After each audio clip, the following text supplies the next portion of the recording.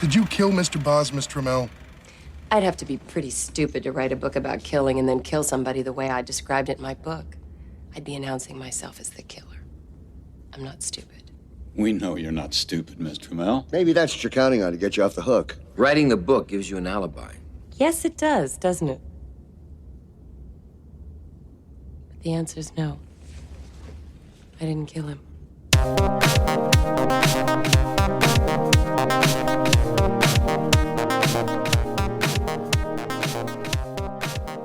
Shoot, man. I believe her. Drew, I believe anything she says. I don't care what it is. Whatever she says, that's the way it goes, all right? Well, you know what else I believe? What do you believe? This is episode 87 of the Last Row podcast. I don't believe I believe you can find us. That doesn't seem right. On our website, thelastrowpodcast.com. You can find us on Twitter at thelastrowpod, facebook.com/thelastrowpod. Head to Spotify, hit the subscribe button, Apple Podcasts. If you're enjoying the show, leave a 5-star review. Consider. Thank you very much. Same on Podchaser. Welcome back, Badway. Episode 87. I'm not in the interrogation room. We are doing Basic Instinct, Drew. We never thought we'd get here. 1992, March 20th, 1992. Look at you putting the exact date in the notes. I thought it might be a nice little wrinkle that we could put in here now, just to know March what time 20th. of year it came out. Spring fling, you know? Other things are springing out of... Never mind. If you're Paul Verhoeven, there might be. Thriller/mystery/sex thriller, Drew. Some might call it a neo-noir erotic thriller. Some? Do you know what neo-noir means? I mean, I've heard it in a lot of things, but I feel like an idiot because it's like 2 a.m. It just means a crime movie that is post like 40s, I believe. All right. I see it. Because the crime noir was like, black and white 40s, that whole thing. Anyway, directed by Paul Verhoeven, Drew. Paul Verhoeven. Do you know what Paul Verhoeven has directed? He's done a lot of movies. A lot of your favorites. I'm familiar with him. RoboCop. Yeah. Total Recall, which is a big one. Starring Sharon Stone. But then he did Basic Instincts. Then he'd immediately shifted to Showgirls, Drew. Yeah. Dude, this guy in particular, I was looking up trivia on IMDb, and this guy, I don't want to call him a perv, but this is kind of his style of movie. He's got the sex love-making movie thriller style movie where just one piece of trivia I saw on this was he was on record that saying that he wanted to make the first Hollywood mainstream film with a, how do I say this in a PG-13 way? An aroused male, a visually aroused male. He didn't get his wish, but he got a non-aroused male through a cadaver. That was when the guy died. He had a flaccid thing. What do you want me to say? I don't know. Thing. So I'm trying to keep it PG-13. So hanging dong for this man is not enough. This guy, he didn't want to hang the dong. He wanted a point dong. Yeah, you don't want hanging dong.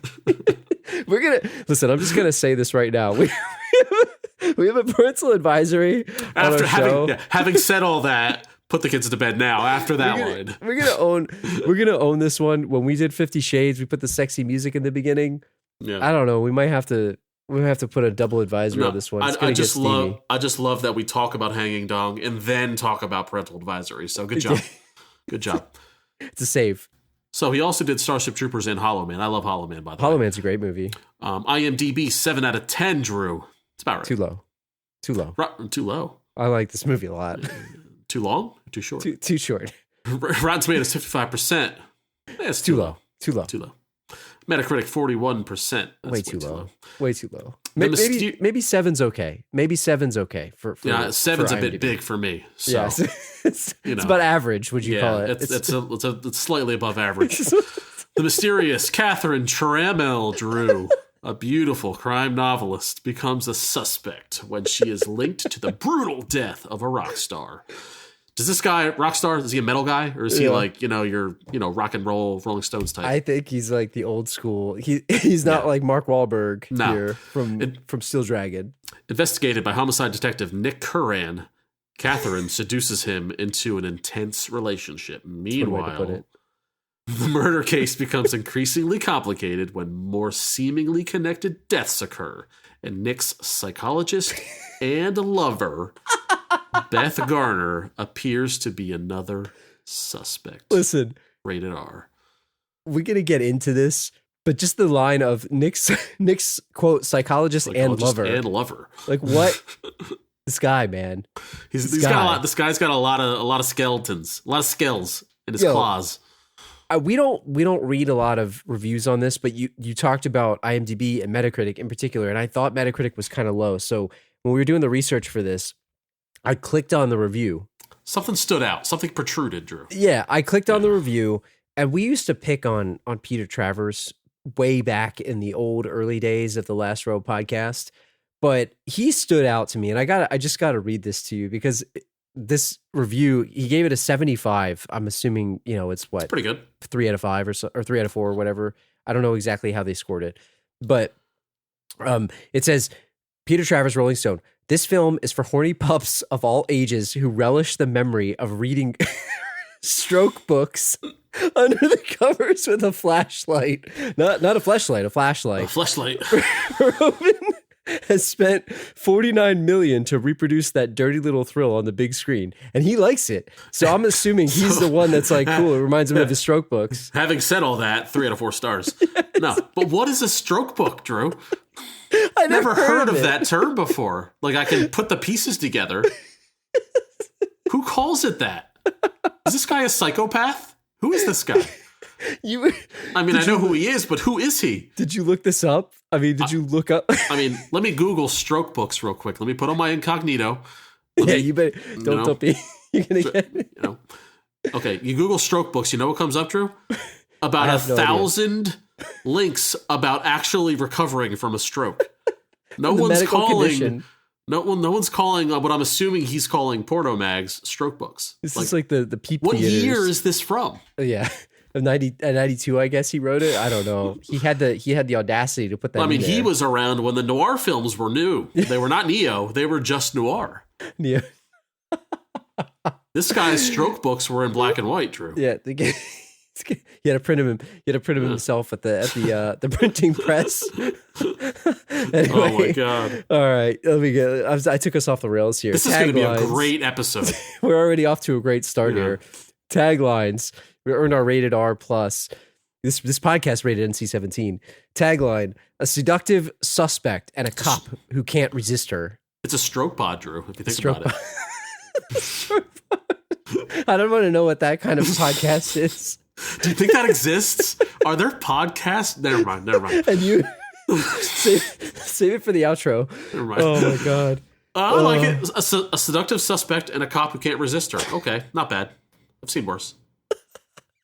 A brutal murder, a brilliant killer, a cop who can't resist the danger. That's very early 90s. I'll take it. That's 2 for 2. Flesh seduces, passion kills. You can't put the word flesh on a movie poster, so I'm out. Financials. Budget, $49 million estimated. What did they spend the money on, Drew? On the Ferraris? The Lotus. She had a Lotus. On the Lotus? It reminds me of the old Need for Speed. Fun fact about me, I know nothing about cars. Every car that looks kind of fast to me is a Ferrari. Yeah, this was a Lotus. I'm like a 2-year-old when it comes to pointing out fast cars. Oh my god, her swanky, her awesome layer, which we'll talk about during the layer scale, is pretty sweet. Let's talk about the beach layer. We'll get to that later. That was pretty good. Yeah. Cumulative worldwide gross returned estimated 352. That's pretty good. That's pretty good. Unless for a rated R 90s movie. I feel like I got to look that up. You got to fact check me. Coming to the theater. They were coming to the theater. They were coming. There was a lot of coming and going in that theater. There's a lot of it. We're good. Anyway, we got to keep moving. Awards. Joe, I'm gonna put a sex joke in every single spot of this, so just get used to it. Yeah, the funny thing about this, and I just got to tell the listeners here, is we were concerned about possibly doing the third installment of 50 Shades. Because we thought maybe it would get too raunchy, maybe it's been too long since we've done this. But Badway said, "Hey, do you want to do Basic Instinct?" And I said, "Shoot, yeah, it's a great movie. I will do that." And then as I was texting him, he's like, "Man, I didn't know what I was getting into when we watched this movie." I didn't know it was a softcore porno, so we'll get to it. It definitely is. So, but I got some awards for you. Let's bring this one back. There's a really prestigious award that it was nominated for. It didn't win. It was nominated for Best Film Editing and Best Music for an Oscar, which is, totally worth it. But I thought that, So, I mean, first of all, I loved this movie. It was great. It was great. It was the first time I ever watched it. I thought it could have been an Oscar nominee. I thought it could have been. I really did. It was good. It was very good. And especially Michelle and Sharon Stone, especially. Well, there's a lot of trivia out there, and we have a bunch that talks about her not necessarily being the first choice for the actress for this, and she was passed up like a bunch of times. But I want to ask you, like, why wasn't she considered for Best Actress? I know maybe it's too raunchy of a movie for 92. I think so. I really do. So yeah, I don't know what was nominated in 1992, but like clearly this had to have been in the conversation. I have it here. It's in 92. Best Picture nominees were Prince of Tides, Beauty and the Beast, Bugsy, JFK, and it lost to Silence of the Lambs. All those. It totally could have fit in that category, but I do believe it was too many love scenes. Too much TNA, and the Academy just couldn't take it. The Academy didn't want to be associated. They wanted to separate, I feel. I feel like Sharon Stone was just awesome in this movie. Yeah, she was great. So good. She was incredible. She played the psychopath perfectly. Oh, yeah. She did a great job. To the point where you actually didn't know if she was the killer or not. Yeah, yeah. There's a bunch of other prestigious awards that this thing won, and we'll go back to our favorites. But back in 93, because they do it after, the MTV Movie Awards, prestigious, got the golden popcorn thing. The same year, by the way, they gave out a Life Achievement Award to the Three Stooges. So... Yeah. If you were like 16 and under, or maybe even older, I don't even know where the age cutoff is, but this was your award show. Yeah. Right? Back in the 90s. Oscars back then. I watched the MTV Movie Awards, didn't you? I'll say 18 and under. If it was 18 and under, the MTV Movie Awards were a huge deal. I know it sounds stupid now, but like back then, that was it. It was. So she did win Best Female Performance because they're okay with the lovemaking. Oh, they they're love okay with the scenes. lovemaking. They love it. And she beat Gina Davis from A League of Their Own. She beat Whoopi Goldberg from Sister Act. She beat Whitney Houston from Bodyguard. And she beat Demi Moore from A Few Good Men. What a murderer's row. Yeah. Murderers. That was some great performances. It's crazy, right? And this is all with the fact that Michael Douglas was like against her being in this. He wanted an established star to play Catherine. And he wanted, the other thing I saw on IMDb was he wanted two well-known actors to carry like the risk of the career damage and share it for this if it went south. So he wanted Demi Moore and Michelle Pfeiffer to play this, but nobody wanted to go completely nude for the role. He wanted more, another set of famous butt cheeks to go along with his butt cheeks. Exactly. So he didn't want to go at it alone, solo butt cheek. Exactly. I got it. Exactly. I get it, but come on, buddy. Clearly she was the right person for the role. She was awesome. And she also won Most Desirable Female. Yeah. And she beat Madonna, Michelle Pfeiffer, Halle Berry, and Kim Basinger. I don't know the movies for that. No disrespect to Demi Moore and Michelle Pfeiffer. They're pretty good. I don't know if are they better actresses than Sharon Stone? Like, could they have pulled this role off? I don't know. I think Sharon Stone was like the perfect casting for this. Right place, right time. She was perfect. And she had like that psychopathic like air about her, but the kind of the beauty of, hey, she's just like a really well-off, like rich person. I just thought she nailed it. Yeah. It was also nominated for a bunch of other stuff. It was nominated for Best Movie. It lost to A Few Good Men. And this is all MTV Movie Awards. Best Male Performance, Michael Douglas. He lost to a little unknown actor named Denzel Washington from Malcolm X. Oh, that little movie. Okay, sure. And the one that I really thought that they should probably be a little feeling bad about, but they lost Best On-Screen Duo, Sharon Stone and Michael Douglas, to Mel Gibson and Danny Glover for Lethal Weapon 3. Well, their love scene in Lethal Weapon 3 was pretty iconic. So they had the chemistry. You gotta give it to them, yeah. Who had better chemistry, Mel Gibson and Danny Glover, or Sharon Stone and Michael Douglas? I mean, they did more than just hang dong in Lethal Weapon 3, so they were allowed to do more than hang, So, Drew, I'm sure. I mean, you're the king of that guy from That Thing. There were a lot of those guys from those things in this movie, and I wanted to document a few of them. And I know you saw some of these. Maybe you caught some of them. Maybe you caught all of them. But first of all, we got Newman. We got Wayne Knight as the DA. Newman, etc. My alarms probably were the going most off. famous. My alarms were going off. The most famous that guy in this movie. We got Daniel von Bargen, Drew. I don't know if you know who that is, but I don't know who that is. He was Lieutenant Nilsson, a.k.a. Kruger from Seinfeld, recorded character. Oh, okay. And also Chief Grady from Super Troopers. Yes, I know Chief Grady. Total that guy. Chelsea Ross, which is Captain Talcott, a.k.a. Billy Bob Thornton's dad. This guy looks to me exactly like Billy Bob Thornton. I'm sorry. Dude. I thought it was him. I was like, wait a minute, it's too young of a movie. It can't be him. but it's also the pitcher for Major League. The guy who's like 75 years old. He's like Jamie Yeah. Moyer, like times 10. Yep. It's ridiculous how old that guy looked. He did not look like a pitcher. Yep.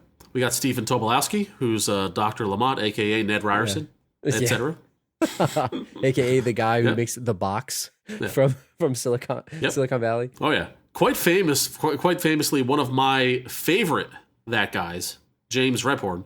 I don't even know if I'm saying that right. So he plays the doctor, and he's AKA the bad guy from Independence Day.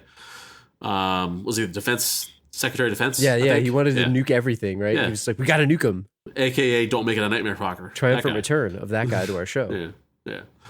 David Wells, polygraph guy, is the pharmacist from Curb. I remember that guy. Yeah. And this is just for me. Mitch Pileggi, who's an internal affairs investigator. He was the bad guy from the movie Shocker, which was not an erotic thriller, Drew. I know what you're thinking. It's a horror movie where a convict gets put to death row, gets electrochared, and becomes a ghost, and can travel through electricity in and out of things. I love it. I've never heard of this movie in my life. I love this movie. I've never heard of this movie in my life. I can't remember who the good guy is. Like, I feel like it's Christian Slater, but if it's not him, it's the guy that looks like Christian Slater. I have to from the look 80s. This up. I have to look this up. That other guy from that thing. But anyway, there's a bunch of that guys from that things. Oh my god. Yeah, my alarms were going off the whole time when we were watching this. Like, especially with some of the random guys that we've seen on our show, especially James Rebhorn. Oh yeah. Like, my alarm went off crazy. Yep. But he's in everything. I got to ask you with this movie, and I mentioned it in the beginning, we've got our parental advisory flags way up, so we might go a little off the beaten path here. So thank you for bearing with us, everyone. Hopefully we don't offend too many people. What kind of movie is this? Like, you mentioned the genre. Like, yeah, we know what kind of movie it is, but what is this movie? But what is this movie? Is it the movie equivalent? You know, he talked about stroke books earlier, but is it the movie equivalent of one of those like romance novels that you get at the grocery store, the ones that are at the checkout? Like, who do you bring to this movie? Do you go on a date to watch this movie? That's a very good question. Like, go back to 92. Like, Yeah. do you bring your girlfriend? Do you bring a girl you're on a first date with? Like, this could be a minefield. No. Okay, so I feel like it's gotta be first and foremost maybe a husband and wife date movie or a long-term relationship movie. This is not a first date movie, I don't think. Yeah.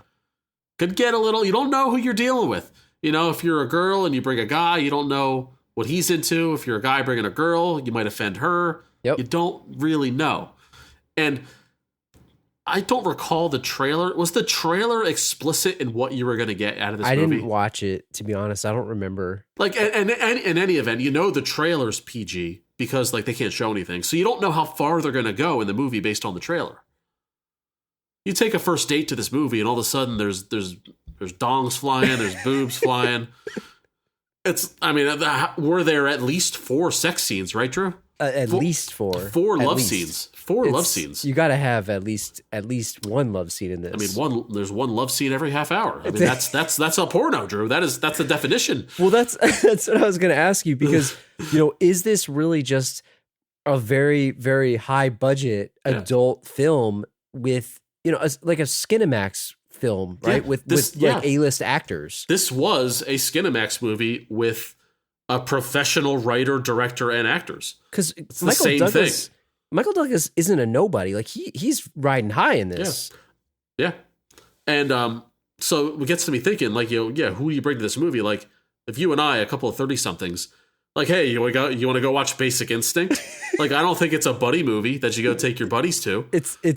It is, but it isn't. But I guess it is, because maybe this had like the buzz, right? Where it's like, oh man, I heard about Sharon Stone in this movie. There's boobs, like all these, like right. You're a young guy. It's like you want to go see it, but you're not there's gonna go with there's your no friends. opposite effect. Like, this is a good question to ask about Michael Douglas, but like, were a bunch of the ladies going, oh man, we got to see Michael Douglas. He's naked in this movie. Is he that type of guy?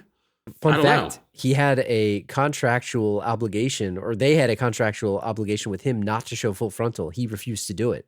Well, I No, mean, I think that's cowardly, man. He's yeah, gonna I think he must be a grower, not a shower. I mean, that's got to be it. He's gonna let Sharon Stone do all the nudity, and he's not gonna partake. I mean, come on, man. Yeah, that's coward. It's a coward move. It's a cowardly. For sure. You're gonna you have an equal partnership here. I feel like he needed to really jump in there too and show it. I don't know what did you think?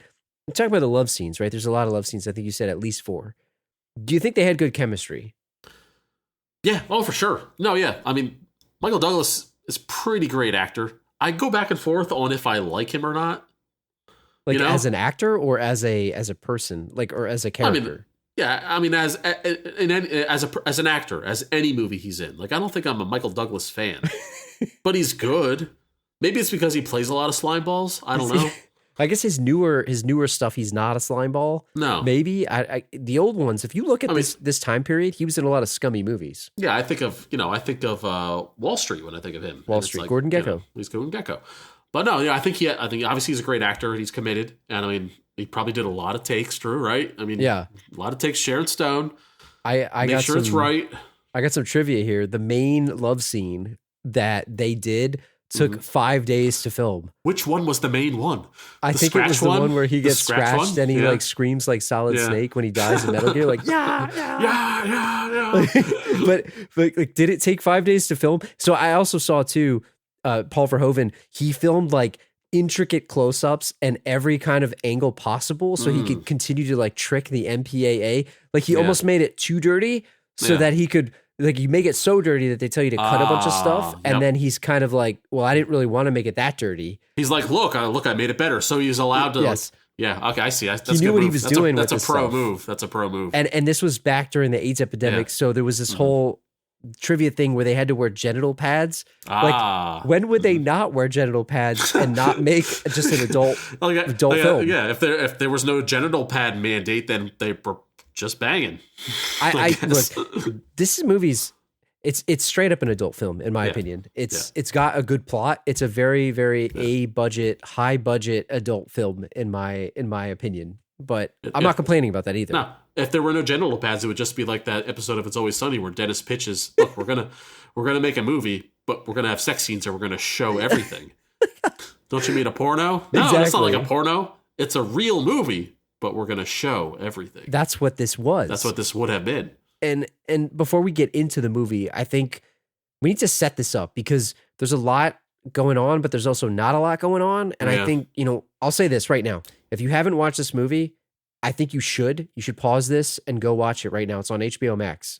If you don't mind spoilers, or if you don't want spoilers, but if you want and you don't mind spoilers and you want to listen to us talk, now's your last warning. But I think that way you got to describe what this is about. It's funny you say that because like this movie is 30 plus years old, and I have never seen it until just before doing this episode, and it was not spoiled for me in 30 years. Like I didn't try to like hide from it or anything, so it's worth not knowing what's going on going into it. It's a really good movie. Yeah. It's a really good movie. So in order to make the rest of the episode coherent, I'm just kind of in a nutshell going to wrap it up. So where we have a detective, Nick Curran, who's played by Michael Douglas. He is investigating a murder of a rock star.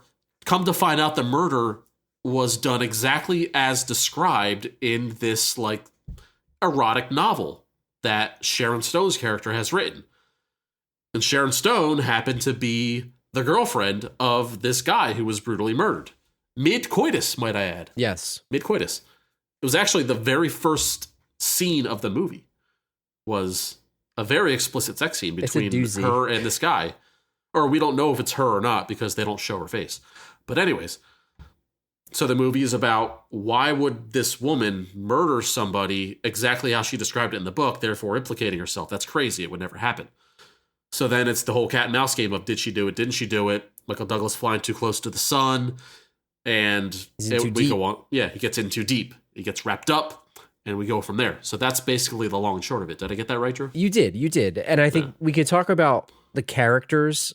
You summed up the plot pretty well. I think we'll talk about the ending a little bit later. Yeah. Because there's a lot of twists and turns in this movie. Like I said, if you haven't watched it, you should. It's a good movie. And then there's the scene, that the interrogation scene that we alluded to in the very beginning of the movie. We'll talk about that as well. Yeah. But I think let's start with Nick because You mentioned you're not sure whether you're a Michael Douglas fan. Mm. There was a lot of controversy on whether he was too old for this role, and I got to thinking, like, who else could they have used if this is 1992? And I looked up, I typed into Google, 90s leading men. I want to get a good list, and I got a list of names here, and I'll just rattle some off for you. You tell me if they would have done a better job for the role of Nick Curran or Nick Curran. Wow me, Drew. Johnny Depp, No, too young, too babyface. Bruce Willis. He could have done it. He could have done it. Yeah, But he's just as old as Michael Douglas, though. He kind of, and he had hair at this point, I guess, in 92. He didn't have as good a hair as Michael Douglas, though. But I think the ladies love Bruce Willis more than they love Michael Douglas. Michael Douglas, I don't know. Michael Douglas has that scummy, like the deep voice. Yeah. What about Keanu Reeves? Too young, too Young, babyface. babyface. Yeah. Nick Cage, and I know I don't want to Interesting. say joke Nick Cage. I mean, this is No. 92, like respected actor Nick Yeah. Cage. So he's interesting because he's the right age, because he's probably like mid-30s at this point.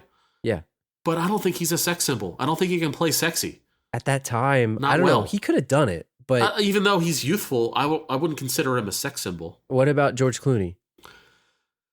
What was he doing in 92? Was he too young? You Was know he how even I a feel about thing in George 92? Was he in ER in 92? You know how I feel about. Let's move on from him. Yeah, you fuck know how I. him. Yeah. What about Val Kilmer? Interesting. He's coming off I of like him. John Morrison. He played John Morrison. Yes. You can pull that off. I like He could've worked. Val Kilmer. He I could've think he worked. would do a good job. Yeah. Brad Pitt. He could have worked too. He might have been around late 20s at this point, right? I think so. I mean, Yeah. he just did Thelma and Louise, I think, at this point. So he was kind of a baby face. So maybe Mm-hmm. he's too young. I don't know. Yeah. What about Denzel Washington? Well, maybe if he wasn't shooting Malcolm X. That's true. He was a little busy. Malcolm a little X. busy at the time. And then I think you mentioned this one earlier, Charlie Sheen. I think Charlie Sheen's my pick.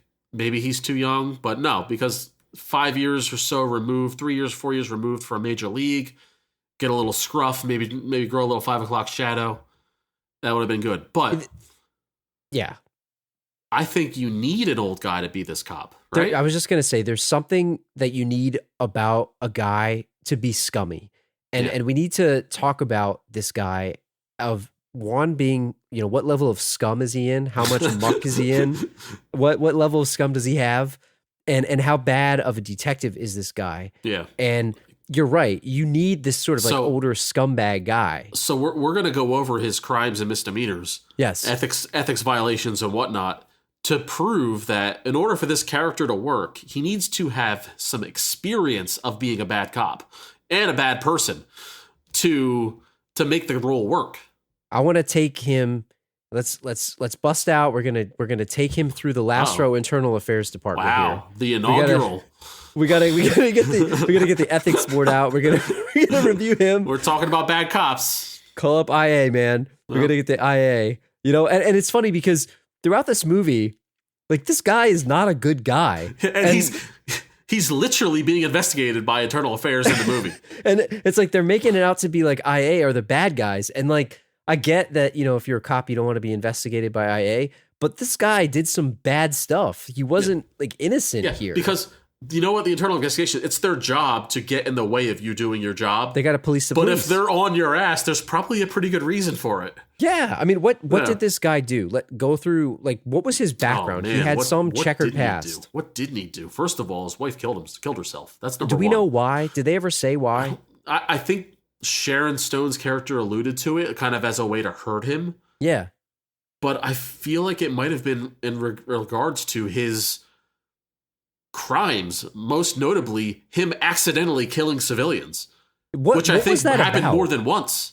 They said, they're tourists, they're in the way. What was that about? What did that even mean? I didn't understand. Like, did he accidentally do it, or were they implying that he did it because he was reckless? Like, they said he was all drugged up. Yeah. So was it an accident? So he was a drunk and he was he was on coke. I don't know if at the time of pulling the trigger, I doubt he'd still have his badge if that were the case. But he's in a messed up frame of mind.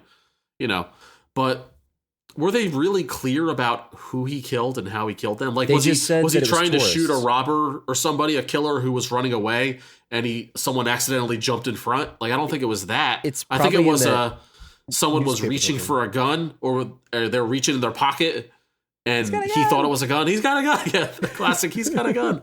Am I wrong? Am I misremembering? I don't recall. I need to screenshot the newspaper clipping that she had because it said something on there. I'd have to go back and look at it. I don't remember. Either way, both are terrible. Like, you need to be in control of your weapon, sir, when you're a police officer, and not, have your coke binge on your brain while you're gunning after somebody. And I didn't know if he was drinking and doing coke because his wife killed herself, or that was a result of this happening. Chicken or the egg. It's the chicken or the egg. Either way, he was going to find his way to some coke and some alcohol, double blackjack, and all that stuff. But what do? They send him to internal affairs, and they send him to a psychiatrist who he starts sleeping with. So he starts having relations with the psychiatrist. So it's a lot of love scenes. I mean, this guy is just a terrible person and cop. Let me ask you this. How is this okay? But because they didn't hide this from the department. Let me tell you that. They didn't hide it. Like, it wasn't a secret. He was sleeping with his psychiatrist. I'm sorry to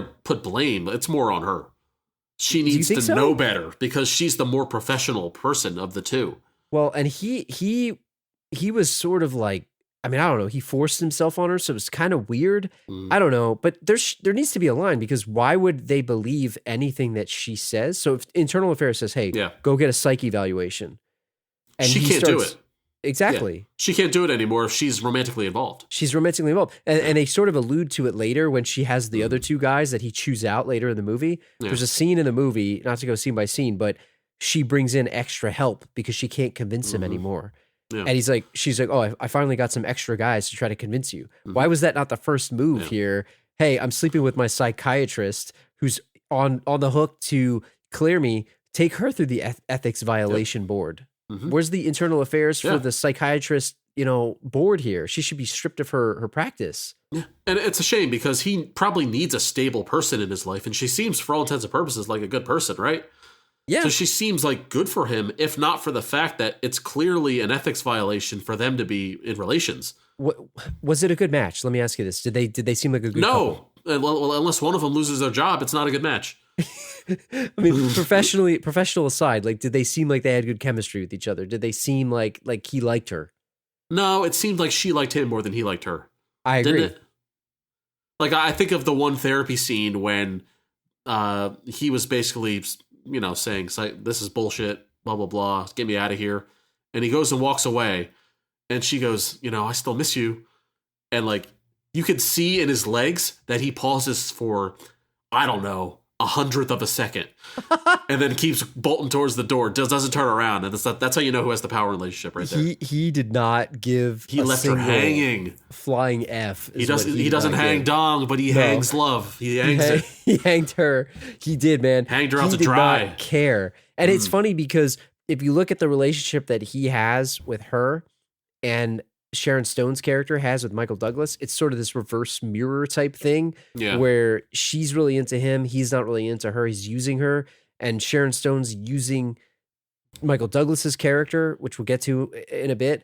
But it's this weird mirror relationship. And I liked how they did it. I thought it was genius. I liked it. It's like she's chasing the bad boy, and then he's the bad boy chasing the badder girl. The even badder girl. Yeah.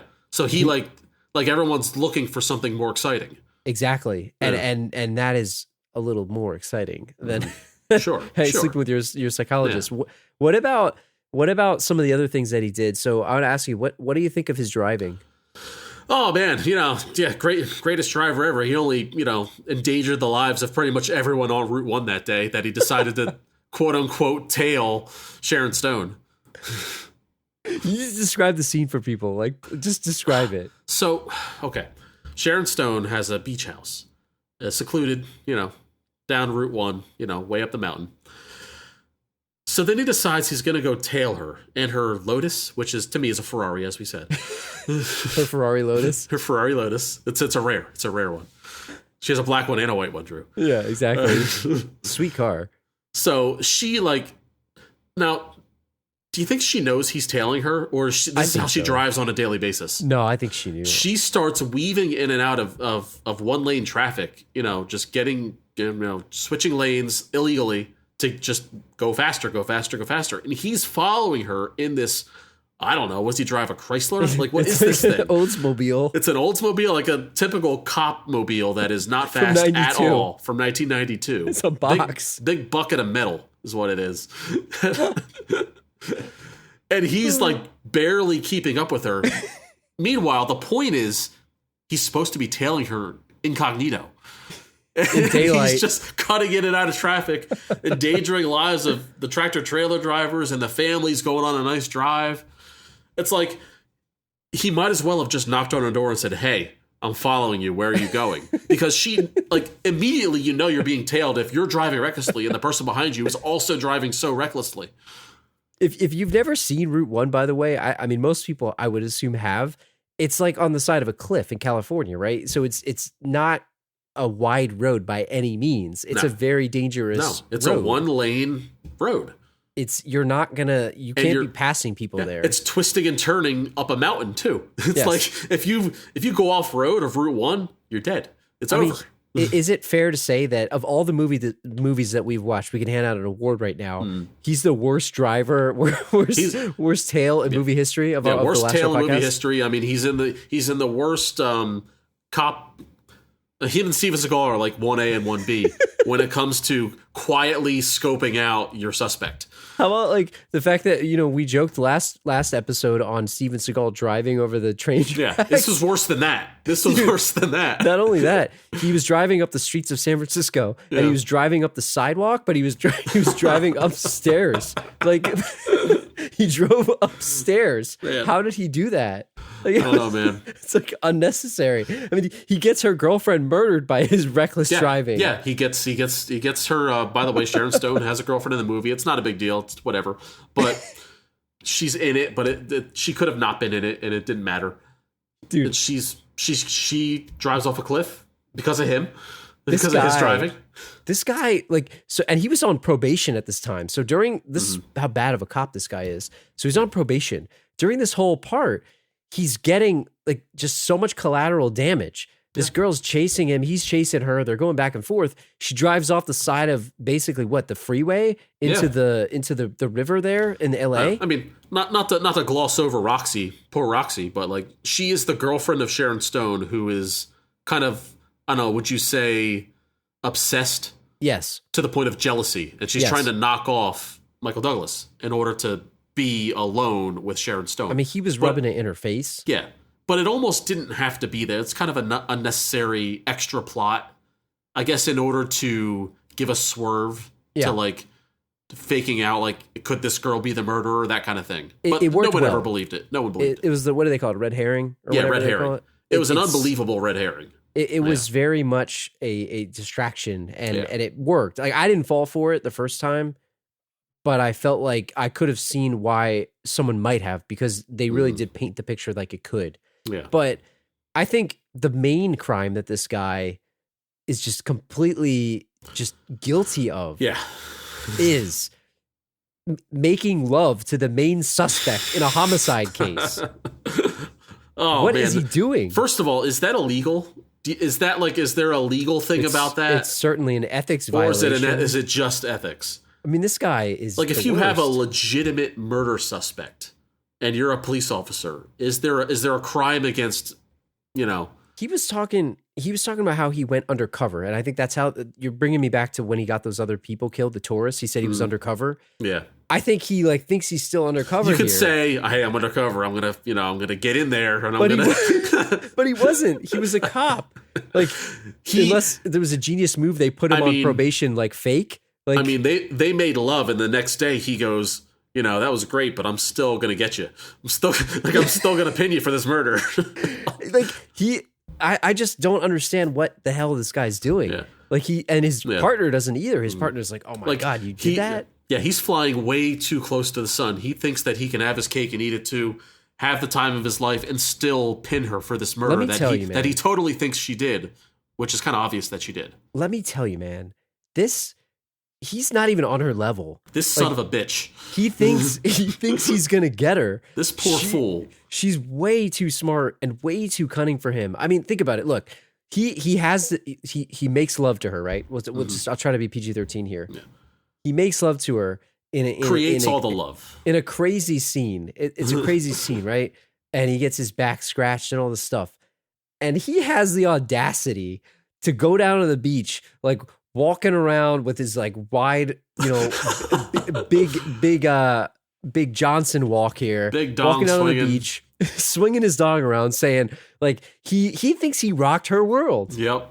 He calls it the F of the century, but he thinks he created it. Like, is he out of his mind? Mm-hmm. And he goes, what is the F of the century? What does she say? She goes, it was all right. Yeah. Like, oh, you thought that was so great? Okay, buddy. Okay, Nick. Yeah. But yeah, that's one of his biggest flaws is he thinks he's the cock of the walk, for lack of a better term, right? This guy's crazy. He thinks he rocked her world. What does he think he did to her, without getting into it, that she even said it? Nothing. You think I've never done that before? I mean, to paint the picture to the audience who hasn't seen the movie maybe in 20 years or hasn't seen the movie at all, he's on his back, all right? Not only is he on his back, his hands are tied to the bedpost. Yeah. That's he it. is doing nothing extra. He did nothing. He's just there. He's he like, might as man, well be a toy for her. the greatest day of his life. Yeah. And it's Tuesday for her, right? Yeah. You said that before the show. You said that before the show. I'm giving you credit. She bisoned him big time. She did. She was like, yeah, whatever. He's like, it was the F of the century. It was the F of his century, but for her, it was Tuesday. I can't believe it. I think he's in over his head. Who has the upper hand here at this point? I mean, it's clear that she has the upper hand, just like he has the upper hand in the psychiatrist relationship. It's a mirror. It's the mirror, for sure. But Drew, and you don't have to answer this. I'm just going to ask the question. So the calling card, I mean, the murder that is described in the book and that is done to this rock star in the beginning of the movie that we're investigating happened in the bed where a guy is on his back, hands tied to the bedpost with a satin sheet or whatever. A white scarf, I think white it was, scarf. or something. White it's like a very specific one. Yeah. So she pulls this out during the lovemaking between her and Michael Douglas, and he lets her do it. Yeah. So this is a life-risking things that he's allowing right now. Live on the edge, man. All I'm asking you is, Drew, could it get any better than that? to risk it all like that and get away with it. That's why he liked it. That was why it was the F of the That's century. why it was the F of the century. He was on the edge of death. Yeah. Like, that's why it was so good for him. It was the dumbest move of all time. It's like driving drunk. It's like you should not allow this. He probably should have got the hell out of away there. with it. It must be like driving drunk and parking safely in your parking garage. He probably should have got the hell out of there in that moment. But he couldn't. I mean, he was too deep. So it must have been beautiful.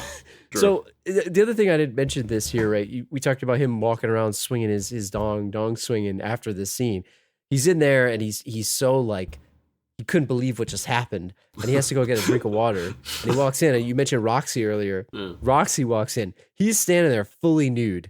Oh yeah. And most men would stand there and they would be a little embarrassed. They would feel like, know what? He's trying to establish dominance. He like stands his legs even wider. Mm-hmm. She don't want to look at that. Get out of here, Michael Douglas. He's a man spiraling out of control at this point, Drew. He says to her, "Can I talk to you man to man? Like, get the heck out of here." Like, he tried to AMOG her. He definitely tried to AMOG her. He was. And she was having none of this crap. Mm-hmm. And this guy, man, he deserves to get what's coming to him. Mm-hmm. He's living on the edge. He's so deep in this, man. He gets his partner murdered because of this crap. Oh, yeah. Yeah, that's the thing. So she blatantly tells him, oh, my next novel is about a cop who falls for the wrong woman and gets murdered. Like, she tells him that the first day she ever met him. Yeah, she had printouts of all about his life. She knew everything about him. She was researching him as the cop who falls for the wrong woman, quote unquote, as she says, and dies at the end. And he's going along with all of this. And the fact that he's going along with it all means that she gets to, more infiltrate his life, and in ipso facto, gets his captain, his lieutenant, and his partner murdered. If he would have never have, gone forward with this and just investigated it like a sane, normal detective, those guys would not have died. Yo, imagine if the psychiatrist just put him on leave and didn't sleep with him, and he didn't sleep with her. If she would have done her job. None of this would have happened. Yeah. Now, let me ask you a tough question here. Put yourself in his shoes. Okay. Would you do it? Would you go this deep in? Would you do it? Why not? Let's do it. You would? Yeah. Could you handle it? Sure. No. Could you hang with her? No, not at all. You'd be getting murdered with an ice pick No. with a white scarf Not around your only, neck? it wouldn't even get that far, Drew, because I would have disappointed her so badly that like she would have just like kicked me out. And then she would have found another cop to write the book about.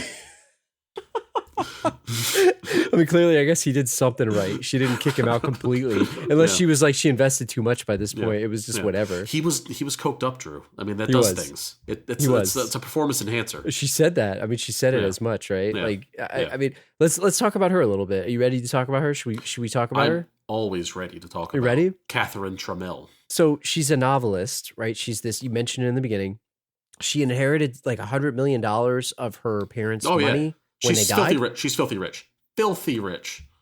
Like, what is her claim to fame, and how does she keep this up? Because she's writing these books. Didn't seem like she had that many. She inherited this money from her parents when they died, is what they said. Was it her parents, or was she in the will of one of the boxer? It was both. So, well, Was it she wasn't in both? the will of the boxer. Her parents, they said her parents died, and So it she was the inherited that parents. money. Okay, She had it a was the trust parents. fund, basically. It was like $110 million. The boxer was famous, and the boxer also, but I don't think she had anything to do with the boxer's death. The boxer died in the ring, but He died maybe in the she ring. maybe she drugged him. Maybe she maybe she did. weakened his heart. Maybe she did. Maybe she made love to him right before the fight, and he was weak. What do you think? What do you think of her whole strategy of writing the book to get away with maybe creating some type of alibi before it happens? I mean, to me, that sounds like a villain scale question, and I think it's genius. It is genius. It is genius. Because as she says, like in our intro and during the interrogation scene, what am I, an idiot? Do you think I'm stupid? Why would I implicate myself? It's just fiction. It's like blaming any rapper for like boasting about crimes in their rap lyrics. It's like, it's fiction. Like, you can't pin this on me. Why would I put that in my song? Why would I put that? Why would I put that? It's clearly made up. She even says that. Yeah. We need to. I want to see how she's going to do on the villain scale. We have to see it because I think she's going to break it. This is my speculation here. Possible broken scale. Yeah. But before we do it, I think there's a way to segue into this.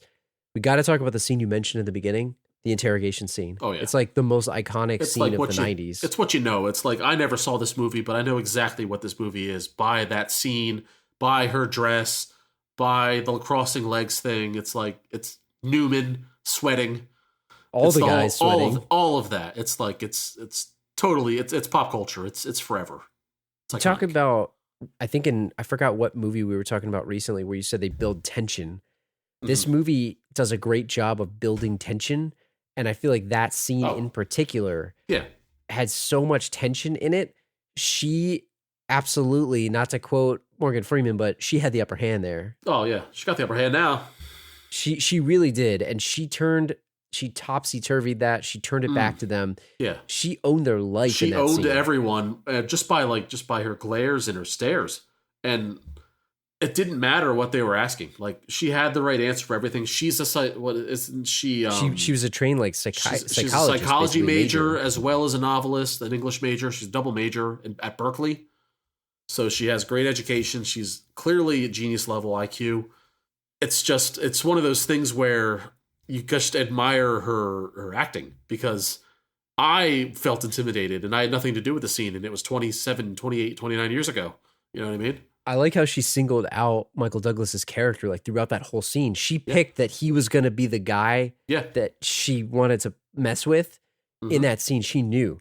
And the way that all those people were questioning her and she kept turning it on them was awesome. Like, I even looked up the script. I looked up the actual script of this movie online before we did this, and I was reading like not just the lines, but the director notes as well. I don't know what they call them, the production notes, whatever. And like after every sentence, it's pretty much she locks eyes with Michael Douglas. She locks eyes with him. She does not stop gazing. Now he's gazing at her. She's staring at him while answering other people's questions. Like, she's definitely trapping him right then and there.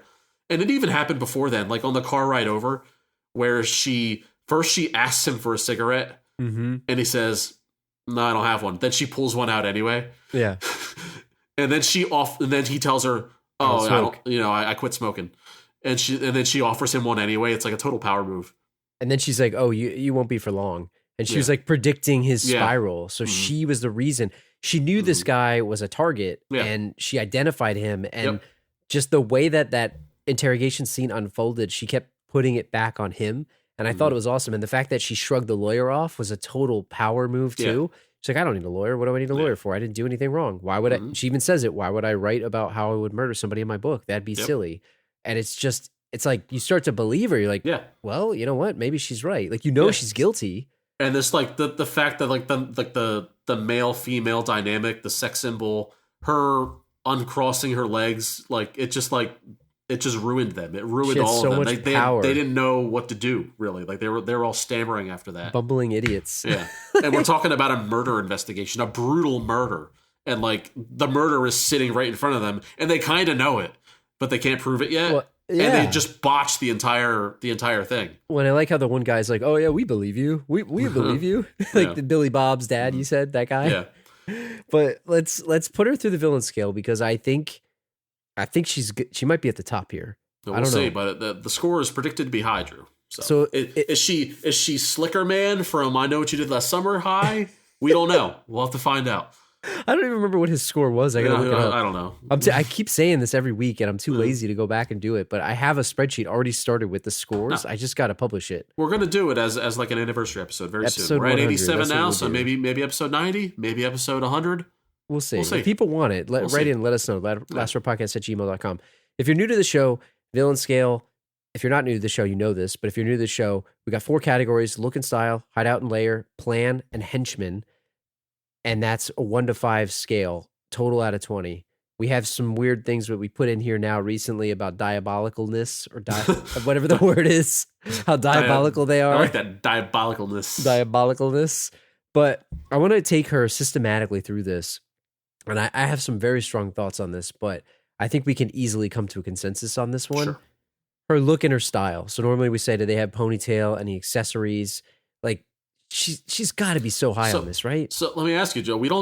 The movies we've had so far, I don't know if this might be the first female villain. I think maybe it might second, maybe third. Let me ask you. Now, obviously, females can have ponytails. In fact, they are more likely than not to have ponytails than men. But if we're talking about ponytail in the evil aspect, is her hair being done up in the interrogation scene, is that equivalent to the male ponytail? It sort of was, and I feel like it was. You know, I'm trying to think of like movies where they have like women with the hair gel in, and it's like slicked back. Oh yeah. You know, we always talk about dripping ponytails. Oh, like Jamie Lee Curtis from True Lies, where it's like she's Natasha. She puts her hair. She gets the Doris. wet. Yeah. That's villainous. That is villainous. It was villainous. And I agree with you. She did. She just in general, her whole look and style, like her cars, she drove a Lotus, right? The Lotus Ferrari. The Lotus Ferrari, sure. She drove the Ferrari Lotus edition. Yeah. And she had, just the white outfit. Like she changed. And again, speaking about power move, she like openly changed. She knew they were going to look at her. Michael Douglas was watching her change. So it's funny, like she was wearing something kind of stylish, kind of sexy when she answered the door, and she goes, well, let me put in something a little more appropriate, and put an even shorter dress on. Yeah. And she did it openly to make sure that they saw her get naked. Yeah.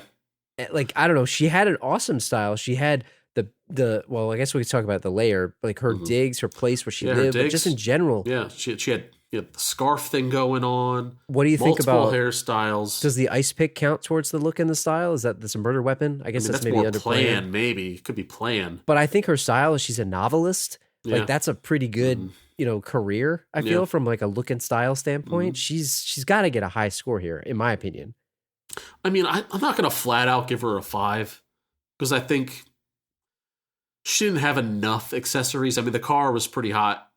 But I am willing to go 4 or 4.5 here. She had the money. Let's go 4 because we can't let her break the scale. Unless you want to override me with a 5. If you no, feel strongly. I'll go 4. Okay. I think it's very high, but it's not 100% because she didn't have that much. Yeah, she was lacking it. Like the car is close, but like there was nothing that was over the top. Like damn, like she wasn't coming out and like I don't know, a jacket with a tiger on the back of it. Like, That's I mean, true. You know what I mean? There wasn't this She didn't one have that. thing where that like set it above the rest. Like the Seagal jacket, the bomber Yeah. jacket. But she did, But- I don't know, are we putting like I mentioned like jokingly, the diabolicalness. Does that go under look and style? I forgot how we landed on that. I don't know. I just feel like it can be an overall bonus point. She's devious. There are no rules here. Yeah, there's no rules. Let's Yeah. go with the 4. Let's stick with the 4. Mm-hmm. But let's talk about her hideout and her lair. So what's her accommodations like?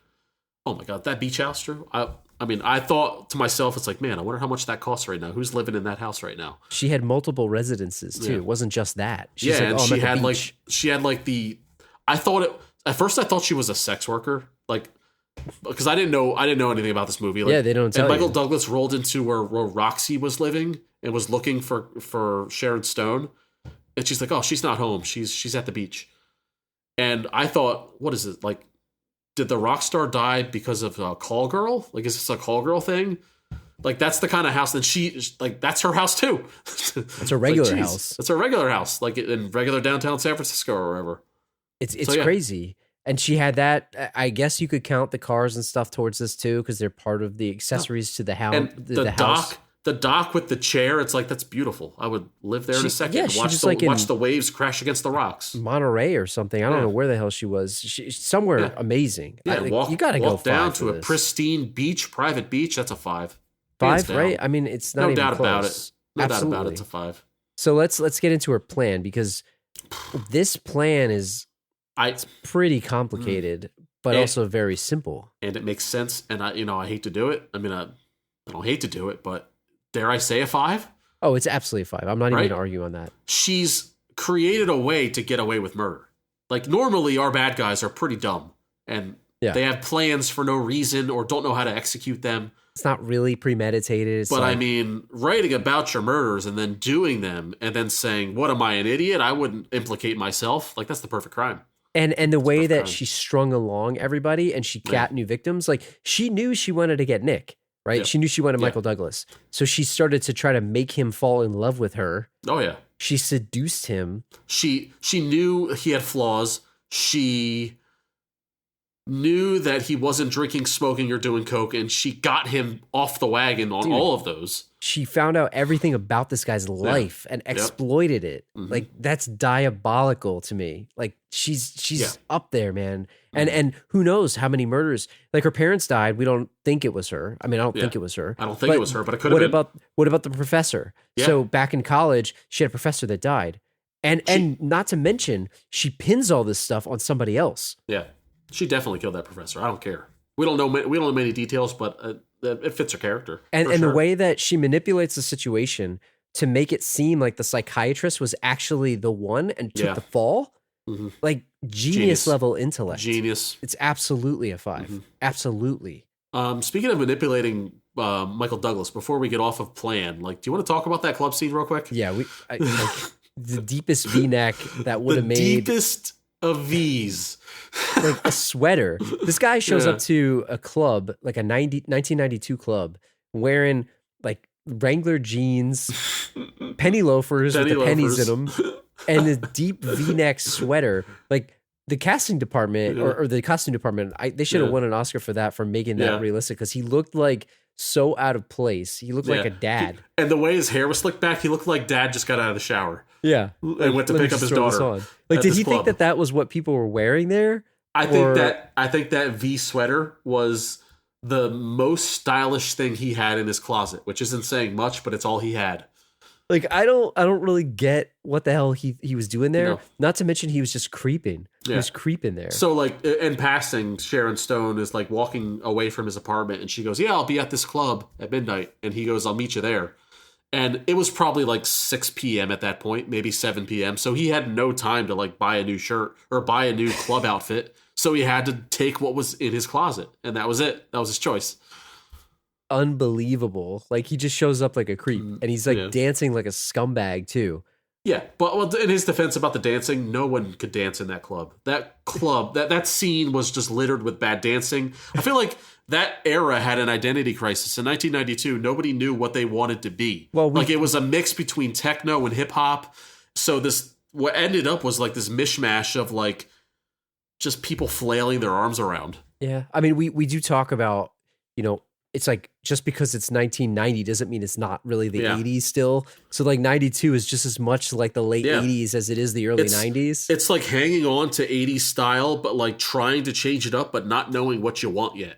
I'm surprised he that's didn't what have a happened there. double-breasted suit there, Yeah. man. He needed the double-breasted jacket. Yeah. This is like, who's going to wear a sweater in the nightclub too? That place was hot as hell. Yeah, come on. Yeah. And he's Rookie move. So, all right, we got He was 4 high for on- look and style. He was high on coke. He didn't care. He was coked up. We got a 5 for the hideout and lair, and we got a 5 for plan. Henchman. What is her muscle, and does she have any sub bosses? She had a muscle sub boss henchman, Roxy. She had one. Does she count? She counts. Was it if it's true love? She tried to kill Nick. But if it's true love, does it count as a sub boss? And did she want him to kill Nick? No, she didn't send her after him. So it's like a rogue But, boss. but the fact that she had a lackey that is willing to do whatever for her, or like because of her, in the name of her, yeah. then I think that counts. Does the ice pick count as a henchman, or is that a murder weapon? That is a murder weapon. It is not a henchman. I believe a henchman has to have, a soul, so to speak. has to be. Although cannot some henchmen don't have souls. I don't know. I Cannot, take that back. cannot be an inanimate object. You cannot be an inanimate object. We didn't talk when we talk about her plan, right? We didn't talk about how she was cat and mousing him with this ice pick the whole movie too. By the Yeah. way, she was chopping ice. Oh yeah, and she was really good at it too. You could tell. She's like, oh, you really want me to do that, Yeah. right, Nick? Mhm. Right, Nick? She knew what Nick wanted the whole Yep. time. So what are you giving her henchman? Because I think she So- might lose some points here. She wasn't a great henchman, but the fact that she exists at least gets her more than a 1 or a 0, right? What are you giving her? It's She died by driving off of a cliff or driving off of like a highway. So I think Yeah. that loses her some points. so it's a bad henchman in that like Sharon Stone didn't want Michael Douglas necessarily dead at that point, right? So it would have been a bad thing had he been knocked off. So it's got to be a 1 or a 0. It's a question of whether you want to give her a 1 or a 0.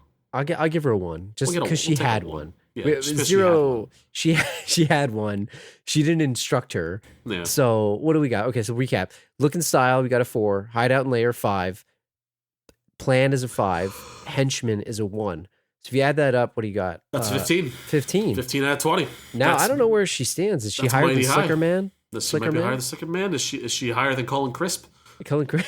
I don't know. I don't know. He had the ponytail. Is she higher than Marvin Harry? We don't know. We gotta I go don't back. even know if we did Marvin Harry. No, I we don't think the didn't. villain scale existed back then. Are they villains or are they just goons? They're like their goons. own henchmen of They each are other. henchmen. I each like to other? think that they have a boss that like sends them to houses. That's what I like to think. Maybe there's a higher robber who doesn't get his hands dirty, but he likes to get his beak wet. Yeah, exactly. You know? He's the wettest bandit. The wettest bandit with the wettest of Oh, the beaks. wettest bandit. What do you think about this movie? So before we ask you what you think of the movie in general, the ending of this thing, right? Yeah. So we said we're going to tackle spoilers. I read some stuff that it wasn't clear to people until they went on the press junket. Now, this is the second time I've seen this movie straight through, Mhm. and I liked it better, even better the second time. Do you think the ending was clear to you? Was it clear what happened? What did you think of the ending in general? Well, the ending that was shown was definitely clear, with the last shot being of the ice pick. But take away the shot of the ice pick, and there at least is some doubt, right? Yeah. I mean, even with the ice pick, the first time I saw it, I felt kind of some doubt because I thought, wait a second. Like that's how you know a psychological thriller does a good job, Mhm. because it made me kind of question like Yeah. what was real and what wasn't. Yeah, but why would she have the ice pick otherwise? Like, why would she possibly have it? And maybe Otherwise. I don't know. And It's not for interesting. defense because he wasn't going to kill her. Like, Did you it's get, not like- like it was defense? Do you get like American Psycho vibes from this movie? In what way? Like, are you talking about like in a sense that it might just be in our heads and it's Yes. not her the whole time? Like throughout the movie, you sort of questioning what's real and what isn't. No, I didn't. I was pretty sure that she was the killer the whole time. And I didn't think they tried to hide it. They just did a good job of like, she was so open about it that it was crazy. But like, he was also open of his intentions of catching her. Yeah. Like the cat and mouse game was like so steamy that I believed both of them. I do like how the part where there was a part in the movie where his partner, like he was so certain that she did it, Mhm. so certain. And then after a while, she starts doing the sob story to him and all this stuff Yeah. about, she's opening up to him. And then he's Everybody dies around me or whatever. Yeah. And to his partner, he's like, dude, I don't think she did it. I don't think she. He's like, are you kidding me? He's like, dude, you're in too deep. Yeah. So do you think in the end, do you think he really believed the alibi? So we glossed over this, by the way, but towards the end of the movie, we said it as part of the plan. She sets up the psychiatrist and trigger finger, happy trigger guy, Michael Douglas shoots the psychiatrist because she perfectly sets up a scenario where she planted a wig. She had them all show up at the same spot, master manipulator back to her plan. Do you think Michael Douglas believed they got the killer then? He really thought it was a psychiatrist? Yeah, no, I think he was properly fooled. I really do. Or maybe I don't know. Because or maybe maybe he was okay with, all right, well, she said maybe he was okay with believing it. Or like looking past it, making himself believe even though he doesn't believe. He's too in love. It's worth it to him. Yeah, because he's with her. And she made it pretty clear after she did this novel, she was done with him. Yeah. She was done. So why do you think she went back to him?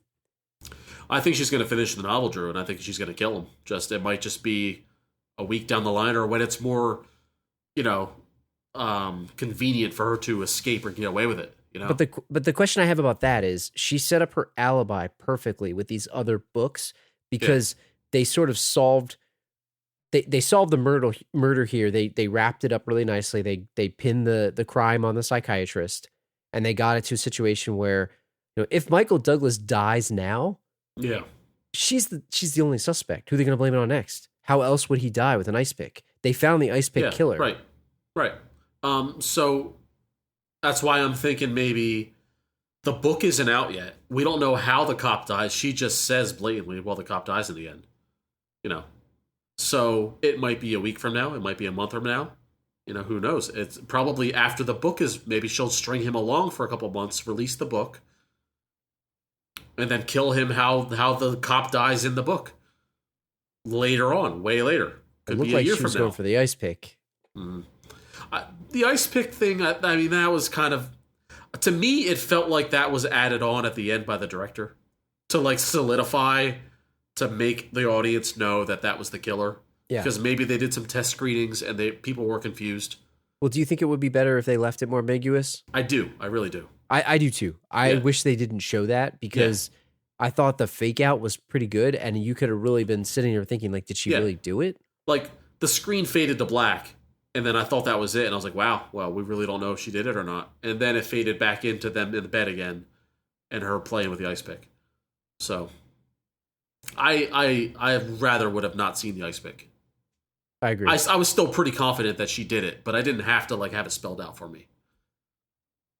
And it would have been cool to like, that would have been like, movies are like that a lot of ways. For a lot, like, think about Sopranos. Is Tony dead? Is he not dead? We'll never know. A screen faded to black. Like, it could have been a debated thing about that movie. Is she the killer? Is she? We'll never know.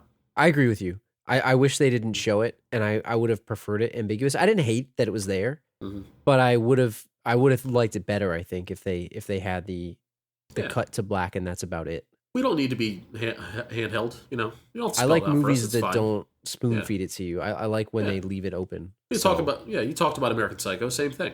Like, we don't know what happened in American Psycho for real. He's probably a murderer, but maybe it is all in his head. We don't know. Yeah. They made a second one.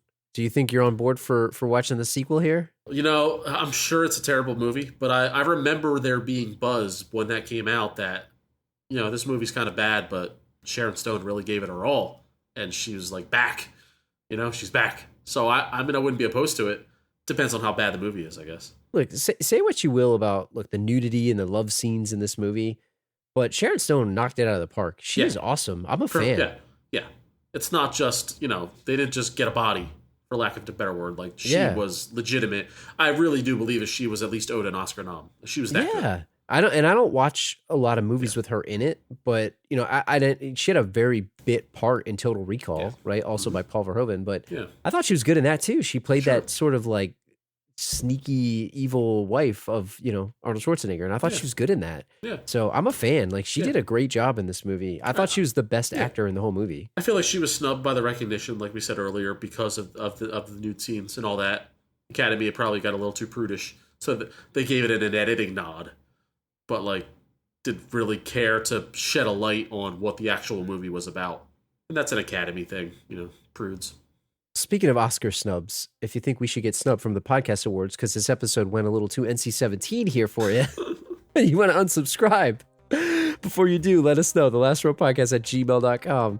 Send us an email. Leave us a tweet at TheLastRowPod, Facebook, Instagram. If you're enjoying the show, please consider leaving us a review on iTunes or Apple Podcasts, for that matter, and Podchaser. And we'll be back in 2 weeks on Thursday, September 16th, with another movie for you guys. And on that note, we'll see you in 2 weeks. We'll see you.